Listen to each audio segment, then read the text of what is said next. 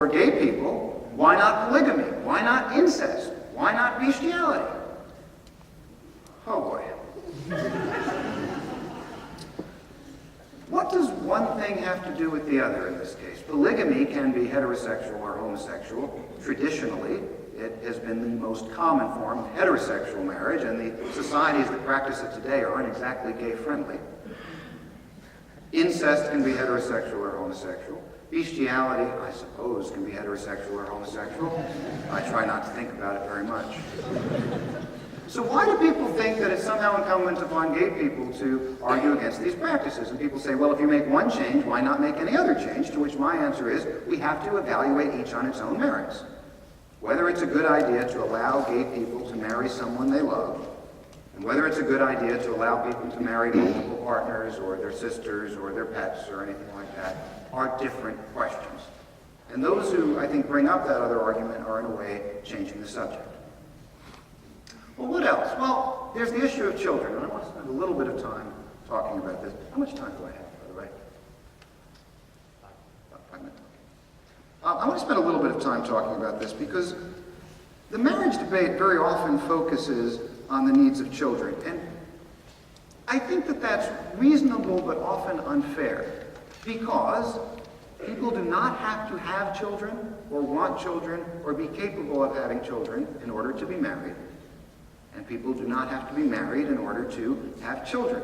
So to make the debate over same-sex marriage a debate about same-sex parenting, I think is to actually create a kind of double standard.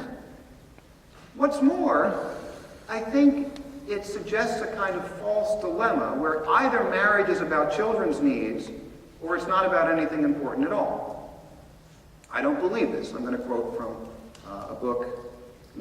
This is actually a pair of authors who do not believe this.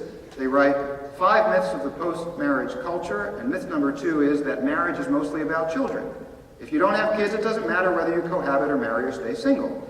And the authors go on to say, in chapters 4 through 9, we look at surprising new data documenting the powerful effect getting and staying married has on the well-being of adults.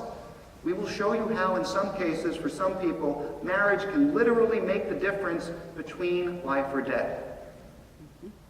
That's in the book, The Case for Marriage, by Linda Waite and Maggie Gallagher. Yes, children are an important part of the case for marriage. They're not the only part. But let's look at Maggie's argument that children need a mother and a father. I admire, she did something today. She recognized that there's at least one version of that claim that's implausible. Children need a mother and a father, like they need oxygen, what they can't exist without one? Well, of course not. As we all know, there are children who do very well in single-parent households, in same-sex households, and so on.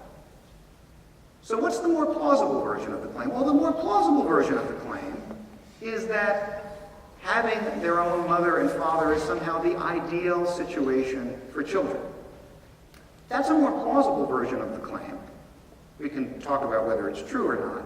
But even if it is true, it's not going to support the conclusion against same-sex marriage. Why? Well, because the argument makes the best the enemy of the good. It suggests that the only environment for children is the ideal environment. Well, think about it.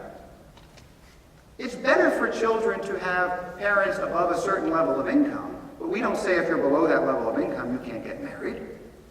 It's better for children to have parents with a certain level of education, but we don't say if you don't have your degree yet, you can't get married. It's better for children to have their grandparents involved in their lives, but we don't say that if your parents aren't around anymore, you can't get married. We never say that the only people who are allowed to get married are those who present the ideal situation for children, and if we did, well, the list of people eligible for marriage would be a very short one. So I think that the problem with this argument is that it either involves a patently false claim or it involves a more plausible claim, but the claim doesn't in fact support the conclusion. Okay, final argument I want to look at. This idea that marriage for same-sex couples isn't really marriage because a genuine marriage involves the complementarity of the sexes, the male and the female coming together in this special way. When I think about complementarity, I think about the fact that people complement each other in a number of important ways. I think of my colleague Bob and his partner Larry. Bob's kind of a cranky, moody guy. Larry's more even-keeled. Bob's kind of cerebral. Larry's more affective. They complement each other in important ways. And I think it's good that they have each other. Bob's a little bit less cranky because he has Larry in his life. But some people want to say no, but they still lack some important element of complementarity. And when I really push people on this, I go, well, what's missing? Ultimately, for many people, it seems to come down to plumbing. Plumbing? Yes, plumbing. The parts don't fit. And when people say to me, the parts don't fit, the only thing I can say in response is, yes, they do.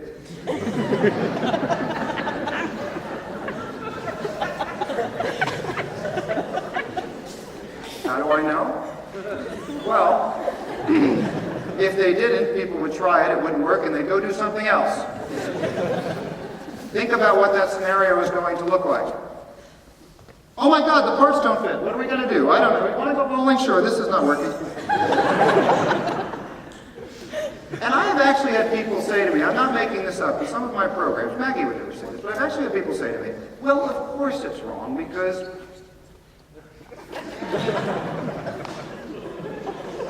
To which I want to say, if you're doing it this way, you're doing it wrong. What do you want me to do? At this point, we no longer have an argument. What we have is a panic. And we can do better than that. And I think tonight is a real opportunity for us to do better together. And I appreciate your being here. So, thank you.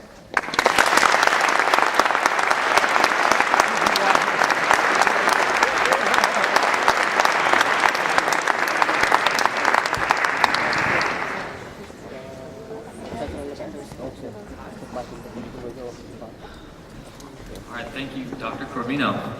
So we will now begin the open discussion part of the debate, where the two debaters will ask each other questions. So, Dr. Corvino, when you're ready, please. Sure. I've had about 20 seconds to collect my thoughts. That's fine. Do you want me to go first? No, that's well, I mean, do you want to go first?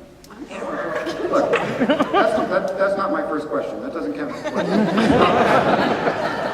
Look, and we want to make this part short, actually, because we really want to hear from you. Last month, or a couple months ago it was now, we were at this marriage meeting in New York, and we learned that, we've got some things that we share in common, we've got some things that we know we don't agree on, and then we've got some things where we really just don't understand each other at all. We called it achieving disagreement, trying to figure out where each other was coming from. And one of the things that stuck with me on this, and this is a question I've had for you before, and I have for you again. You want as many children as possible to have their own mother and father. You want biological parents to be committed to their children. I get that.